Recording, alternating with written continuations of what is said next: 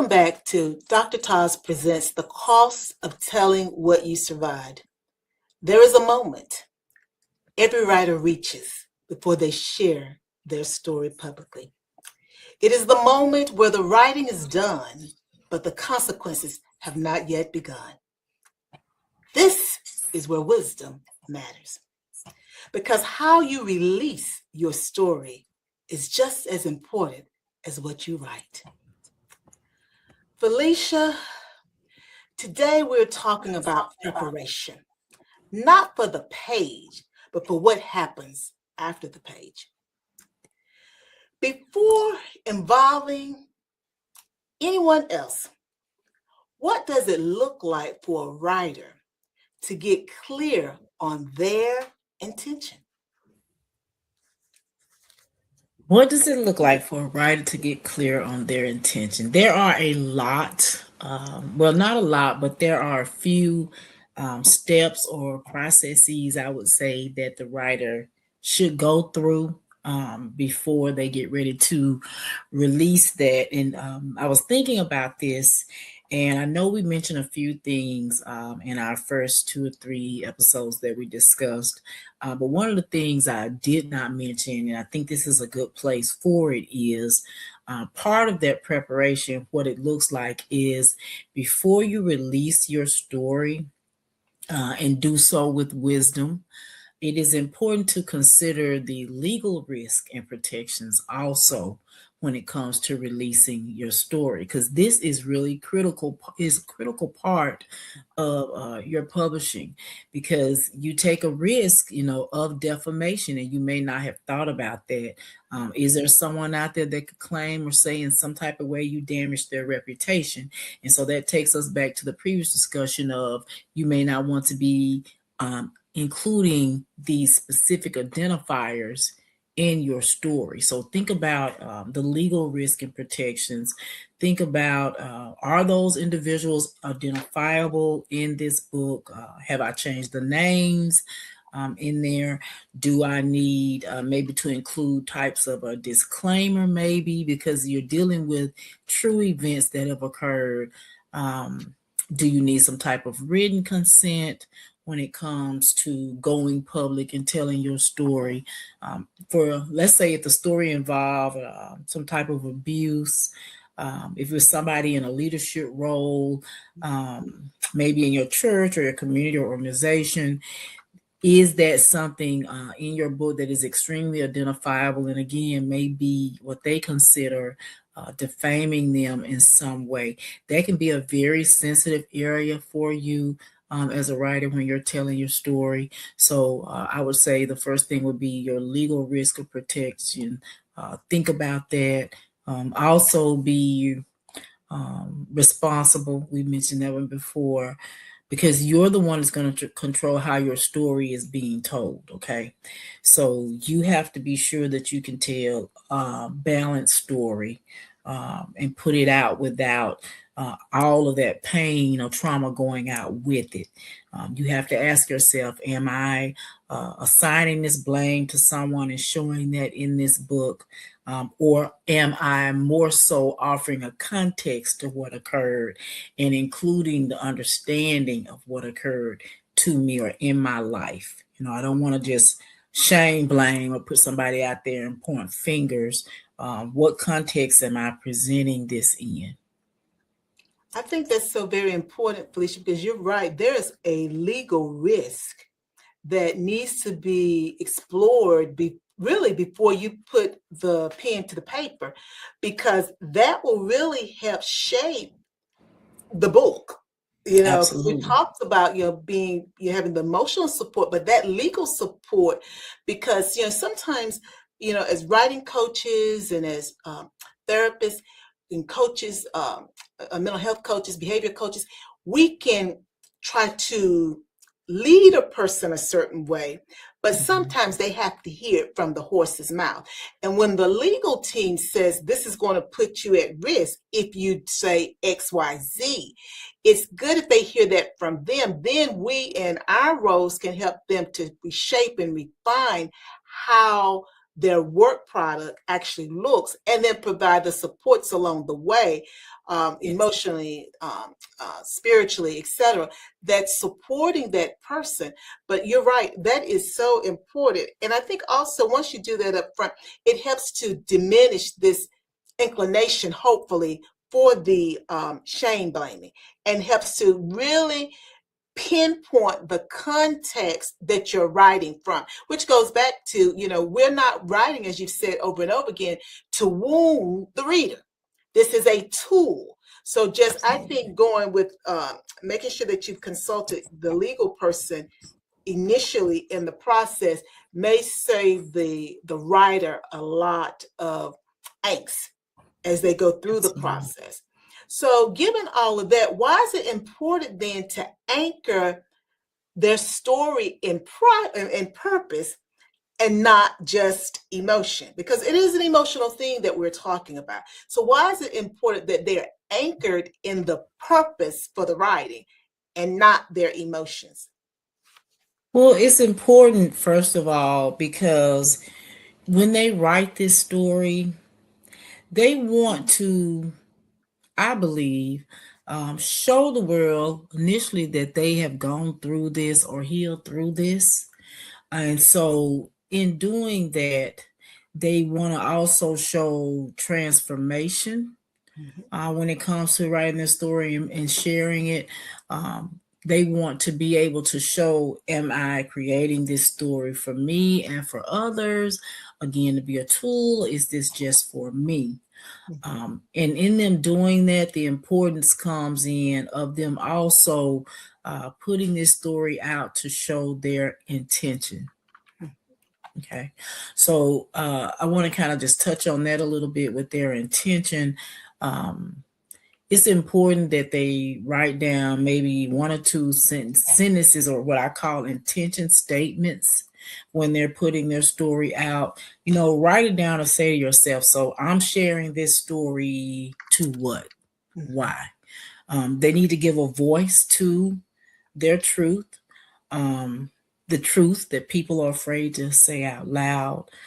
It's important that they state that intention also, to understand that they are creating a space for healing, a space for them to reflect and to be honest, to have honest conversation, as well as giving that same thing to the reader.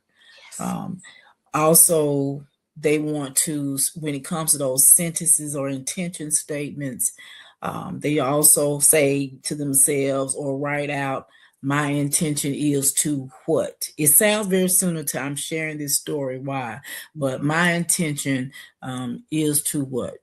mhm, Example, use this story as a mirror, you know, so that readers can see themselves, they can confront what hurts them, they can choose what heals. One example I would give with that is, for example, with my safe space events and my mental health platforms.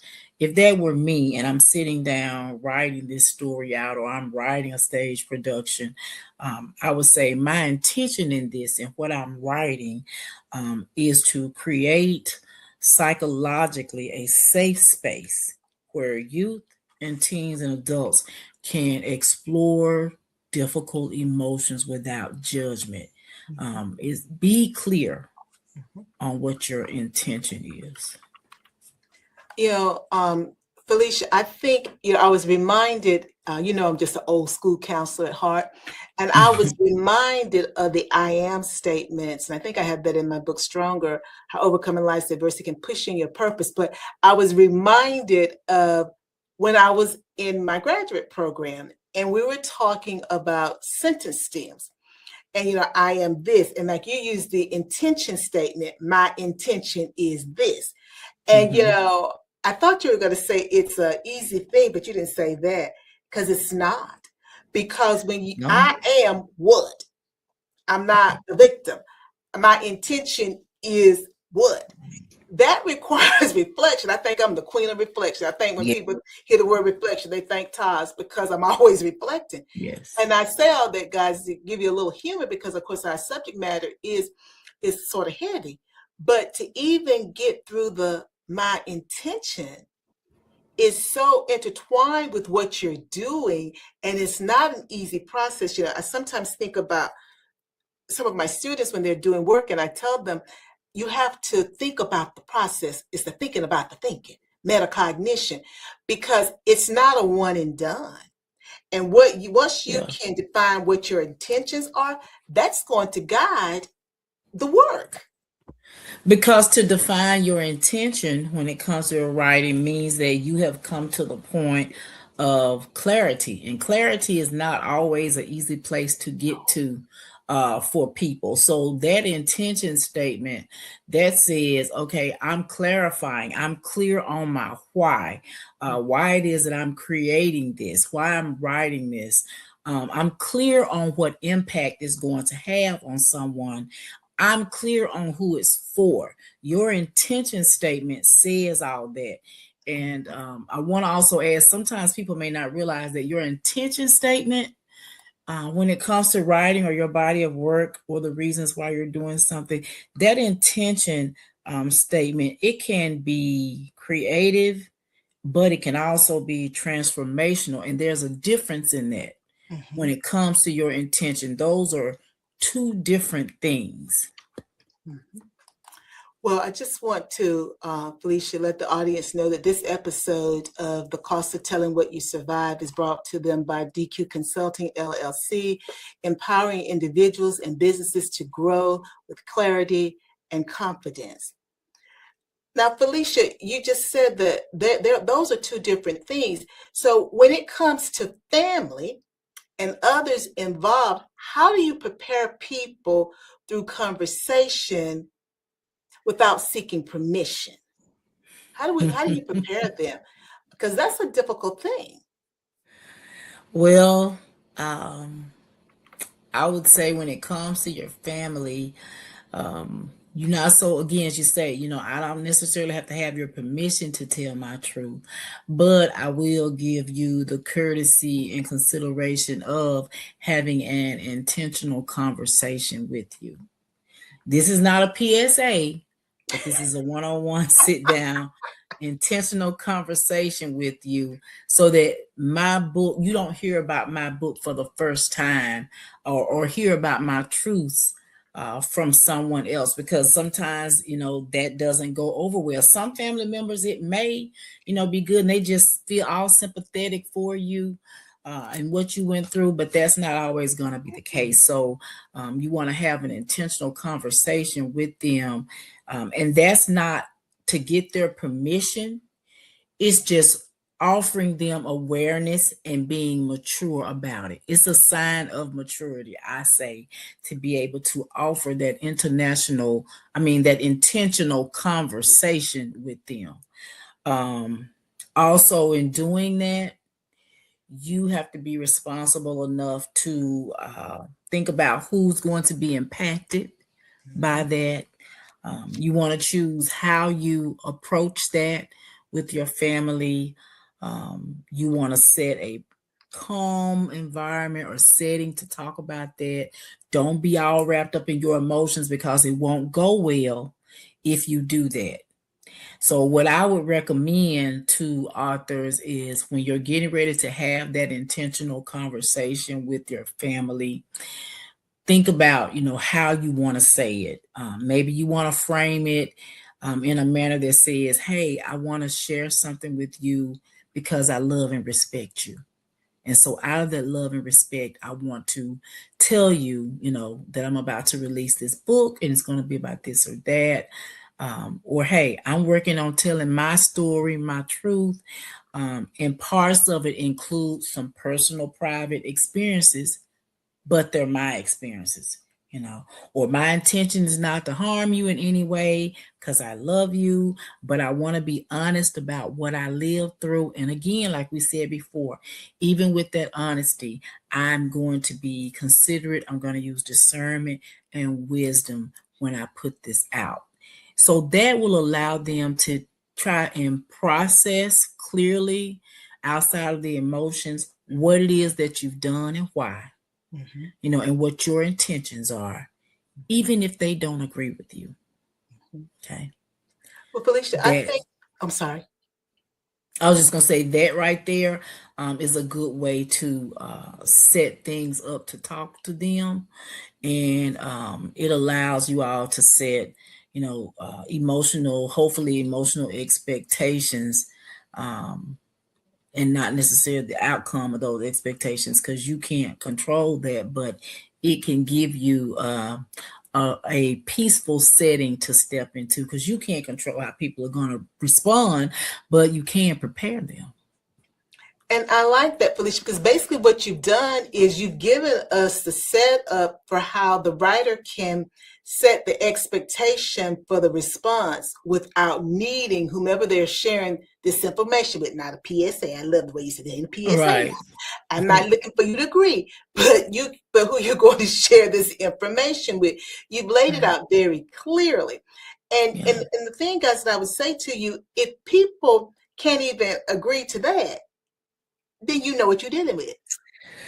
Again, you can't control the outcome of the expectation, but you can set the expectation out there. You put it out there saying, well, I'm hoping they understand. I'm hoping maybe somebody might apologize for something, and I'm hoping that they'll be supportive when I tell my story.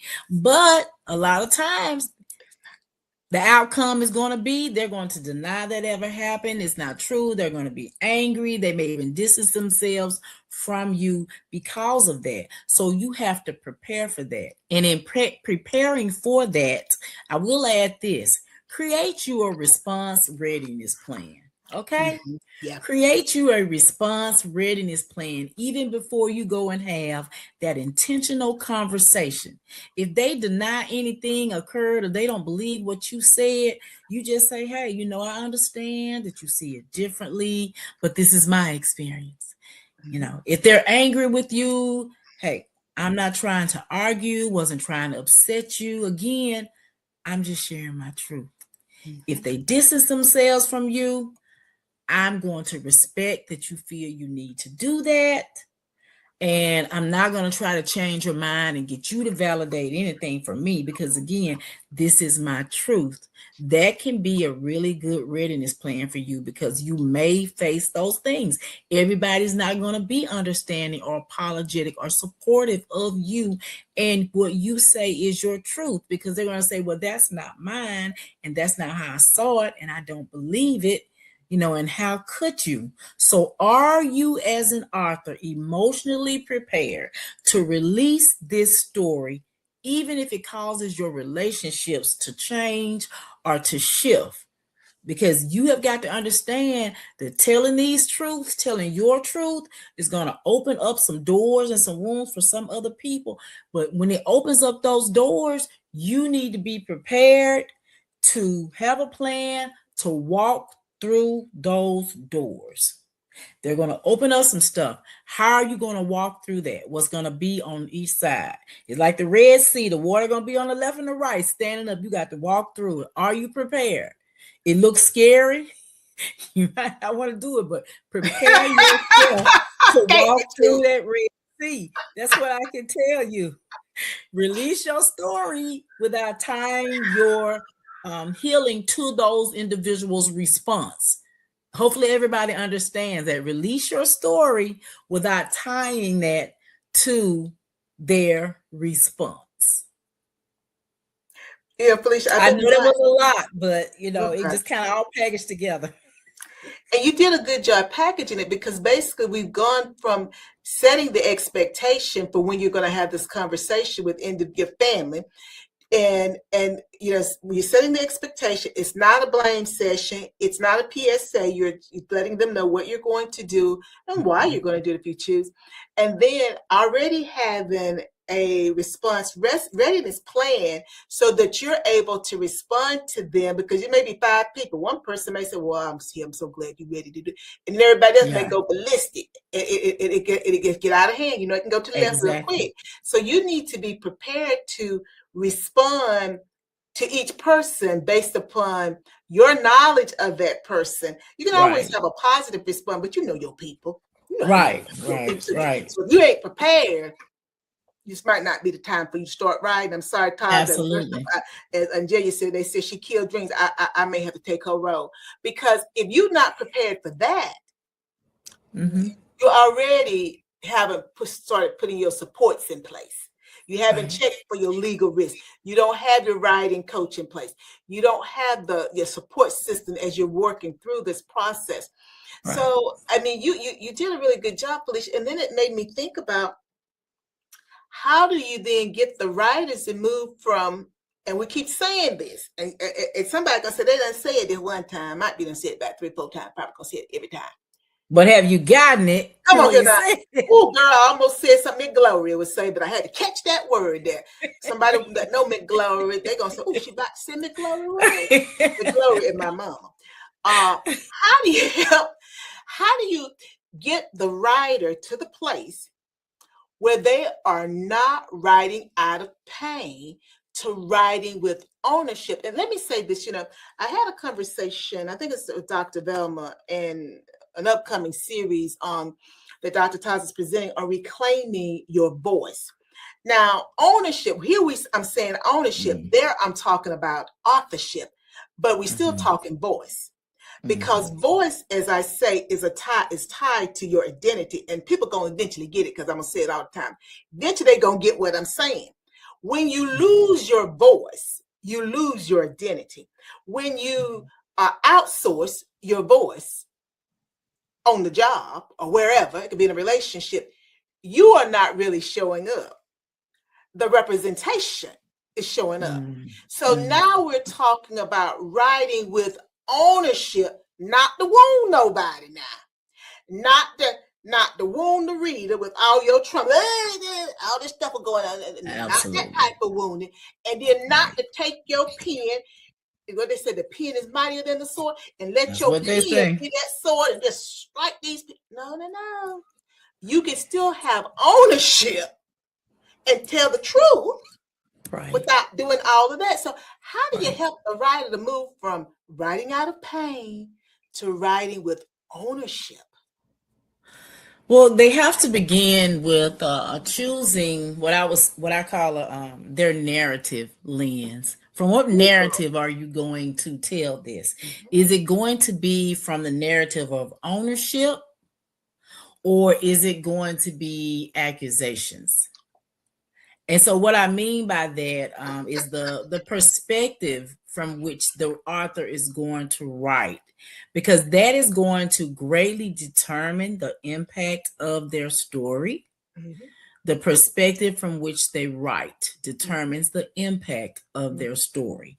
For example, there's a difference between you saying to somebody, this is what they did to me. We kind of touched on this before. This is what they did to me versus this is what I experienced and mhm, how it shaped me, my mindset and my emotions, my reactions.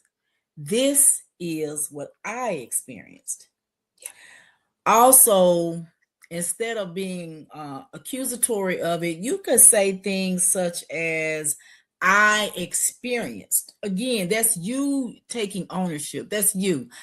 I felt, a certain way, or I learned.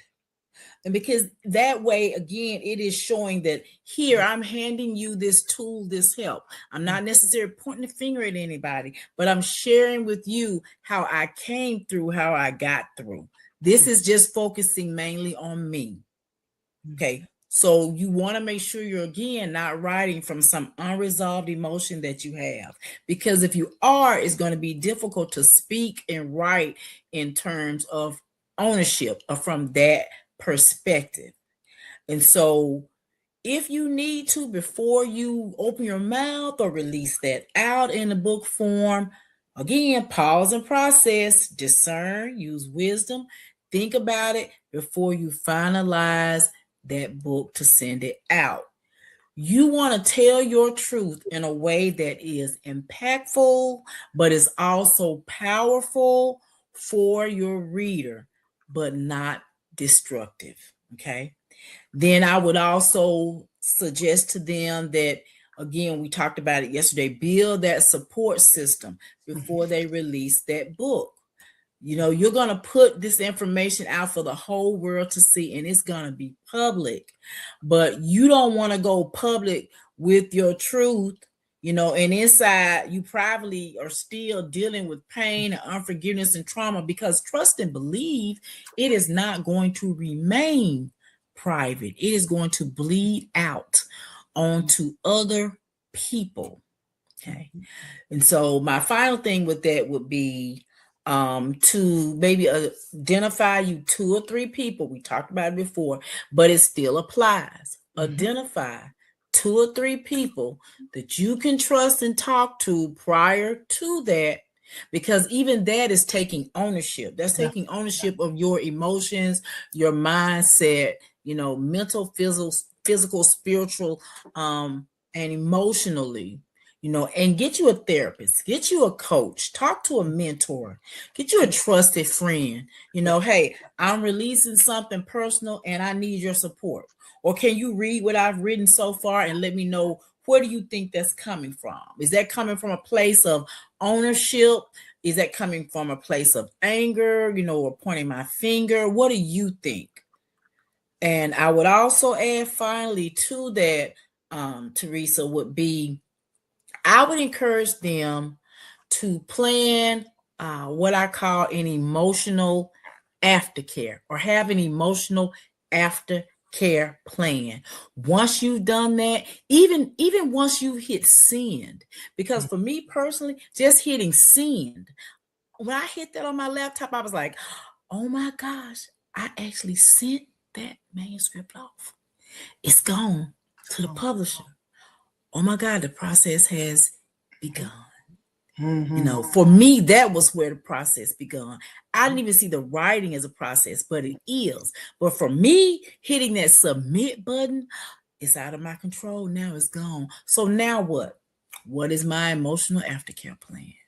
What are you going to do the week that the book releases, the day before it releases?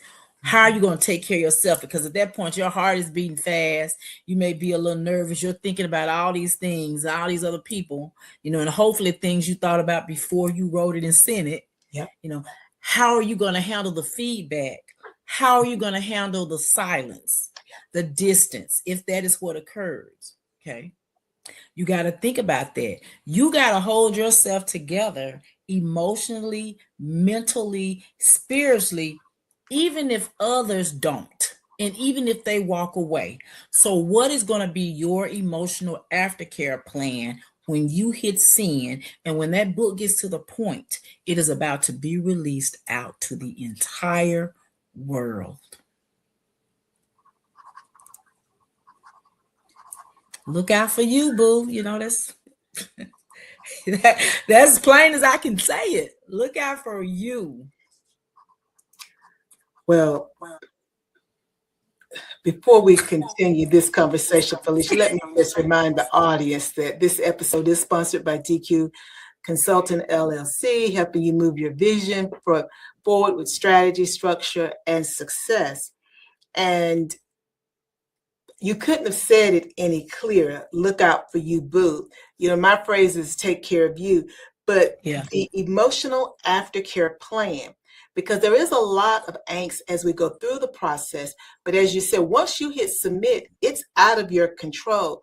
And then once the book has been released, it's certainly out of your control, because you don't know how it's going to be received by any segment of the population. And I said segment of the population because I'm equating family as a segment of the population too. Yes. So we don't know how it's going to be received. And then, the community and the this and the that. But why then, that gets me to this place. Why is it dangerous for an audience to become the writer's only source of validation? Because when you take on the validation of the audience, to me, it is a bit like closing the door on your own self. I thought you said you wanted to tell your truth. I thought you said that you wanted to be a help to someone else. So if you decide to grab a hold to and hold on to validity from the audience, then you're saying what you think and feel is more important. And your reaction is more important than what I initially said when I said Mm-hmm. I experienced, I felt, I learned. Mm-hmm. I'm trying to be a help to someone. I wrote this to be a tool to someone. All of a sudden, it's no longer about you. It is about them. And they did not go through that experience with you. They did not live that truth with you. And even though some of them may have some knowledge of some of it, if they were not in the room, they cannot truly and authentically understand what it is that you went through and see it in the pages of that book. They might read it, but they can't feel it like you can. Yeah. Only the people that have been through that. I go back to what I shared the other day. Even with my own sexual assault by somebody I consider to be a friend, unless you have been in that place, you can't truly relate to the fear that I experienced and went through in that place. Only if you've been there. And so I'm going to write from my lived, learned experiences to the person that has gone through that as well. Not the person that hasn't and sits there and says, I don't think that happened like that. That was probably her just making that up. He didn't do that. So you take away from your validity, your experience, your desire, you said, to be a help to someone else that has gone through that. So stand in your truth. I know we hear that a lot, but stand in your truth. It does not matter what the outside world or what that audience is going to think. They were not there. Nobody can explain it to you and the other victims better than you because you did it and you've been there. Well, Felicia, you have wrapped it up for us today.